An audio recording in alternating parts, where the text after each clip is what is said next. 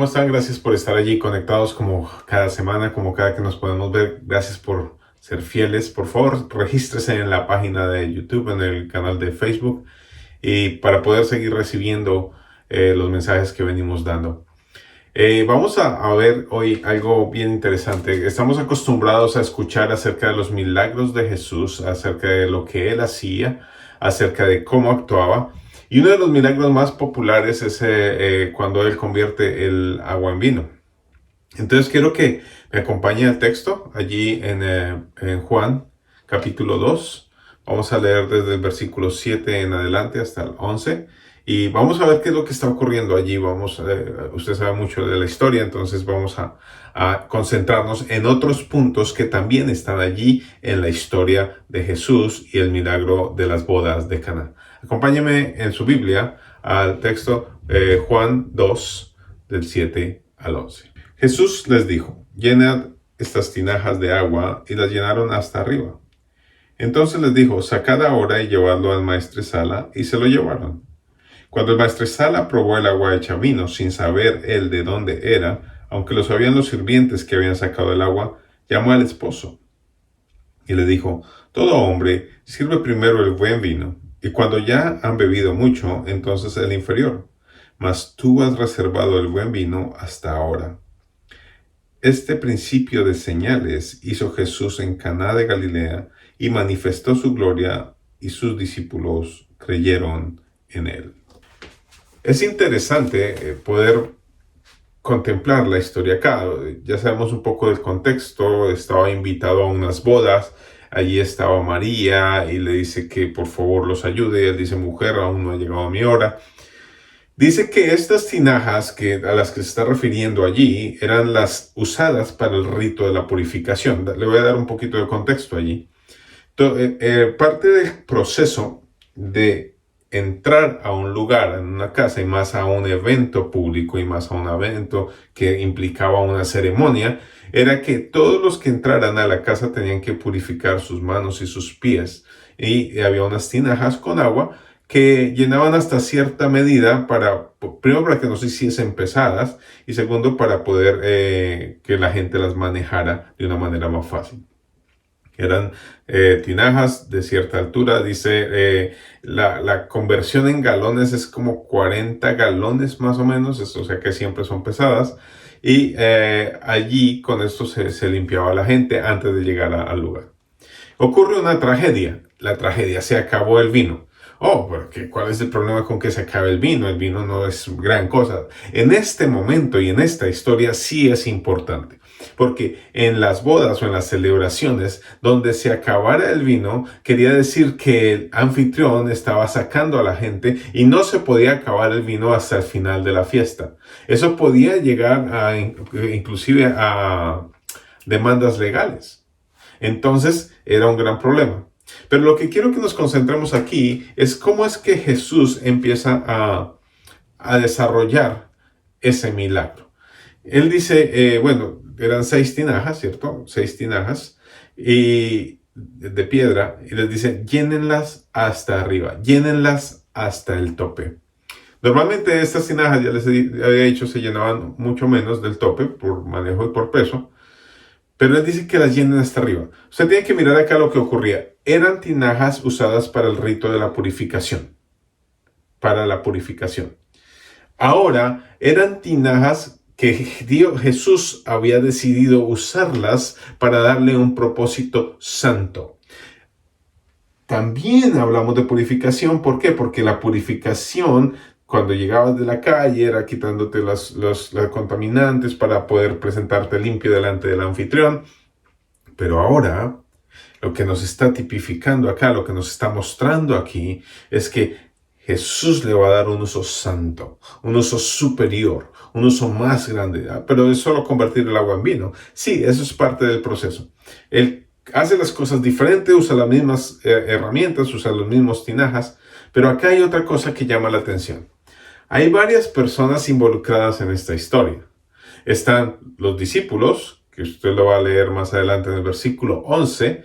Están los sirvientes. Está el maestresala, o el que maneja la fiesta, ¿cierto? Y acá quiero que nos enfoquemos en quién somos nosotros allí. ¿Quién eres tú en medio del milagro? Y ese es el título de la enseñanza. ¿Quién eres tú en medio del milagro?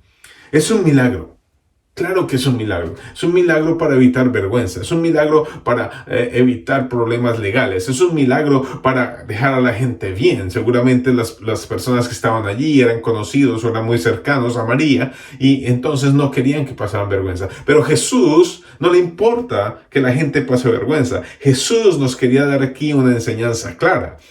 La primera enseñanza es: yo hago las cosas para transformar lo común en santo. Yo hago las cosas de lo que la gente no encuentra valía a hacerlo más valioso. Eran tinajas para agua y agua que se convertía en agua sucia. Ahora iban a ser tinajas usadas para un propósito santo y el mejor vino. Los discípulos estaban viendo, observando todo lo que hacía su maestro, lo que hacía el Señor. Los siervos simplemente obedecían. A ver, póngase en el papel de siervo. Vamos a enfocarnos primero en los siervos. Los siervos obedecían, ellos obedecían órdenes, no importaba de dónde vinieran. Y entonces, yo me imagino mientras estaban llenando el agua, dice: pero ¿quién se le ocurre llenar con agua? ¿Quién es este tipo que está ahí aparecido? ¿De quién son amigos estos? Es que vamos a llenar hasta el fondo. ¿Quién va a levantar esas tinajas después? Igual, tenían que obedecer y lo hicieron. Lo curioso del asunto es que ellos llenan las tinajas, Jesús hace lo suyo, provoca el milagro y les dice: ahora llévenle esto al jefe de la reunión, al maestresala. Y se lo lleva, y lo que era agua común se convirtió en el vino más caro, porque Jesús convierte lo común en valioso. Jesús convierte lo popular en fino. Jesús convierte el dolor en risa, la angustia en tranquilidad, la ansiedad en paz. Así funciona el Señor. Eso es un milagro. Pero entonces, este maestresala no sabía, no tenía ni idea qué había ocurrido. No sabía que había un problema de administración por parte de los que hicieron la fiesta. No sabía que esto era sobrenatural. Él solo se dedica a su parte técnica. Dice: oh, este es muy buen vino. Es un Malbec, cosecha bla, bla, bla. Excelente vino. ¿Por qué lo dejó para el final?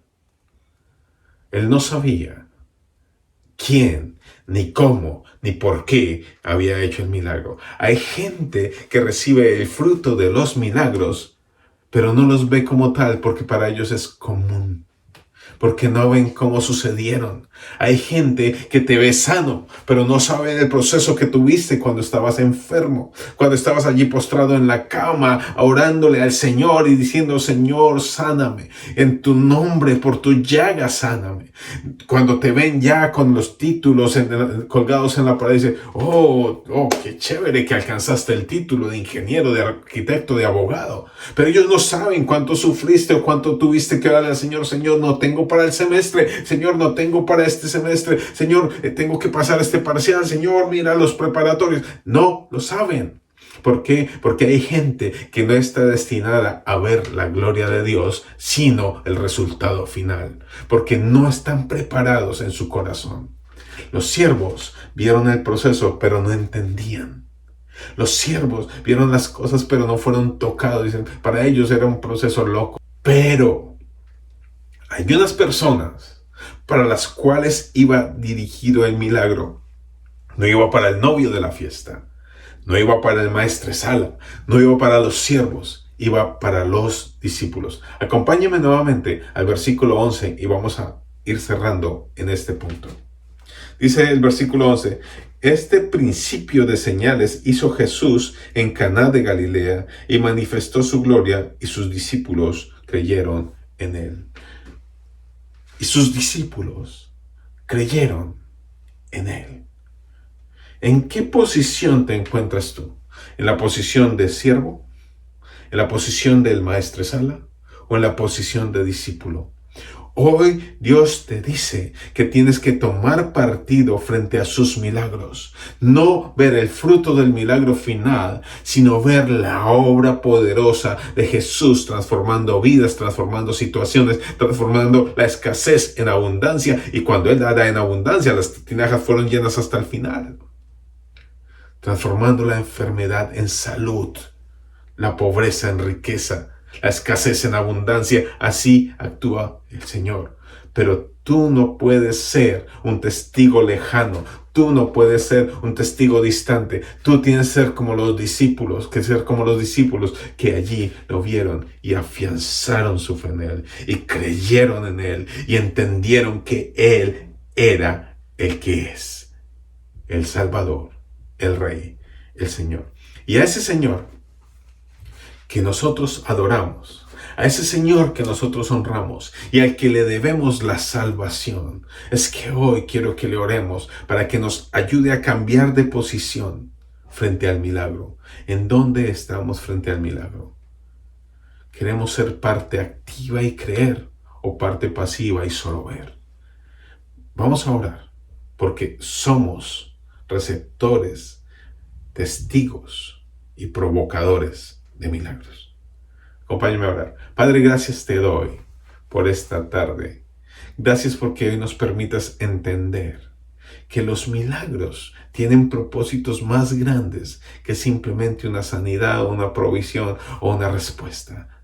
La respuesta más grande eres tú. Reconocerte es verte allí, es entender que tú eres el único capaz de solucionar los problemas más grandes. No importa lo grande, tú estás allí. Y por eso hoy, en el nombre de Jesús, Señor, oramos por aquella persona que está sin empleo, Padre Santo, y declaramos que hay puertas abiertas hoy. Lugares que nunca se pensaron se abren hoy para esta persona. Los que están enfermos y pasando procesos de recuperación lentos, largos y tediosos, un milagro va a ocurrir para que ellos crean, para que los que creen en Jesús crean. Habrá gente que solo ve el resultado, Señor, pero afianzaremos nuestra fe. Gracias por la provisión, gracias por la familia, gracias por la bendición y permítenos ser parte activa de los milagros que vemos, que provocamos y que tú nos haces. En el nombre de Jesús, gracias. Amén. Nuevamente, gracias por estar allí conectados. Gracias por tomarse este tiempo. Regístrese en el canal de YouTube. Regístrese en el canal de Facebook. Y no olvides escribirnos plsanguna@gmail.com. Nos vemos la próxima vez. Dios los bendiga.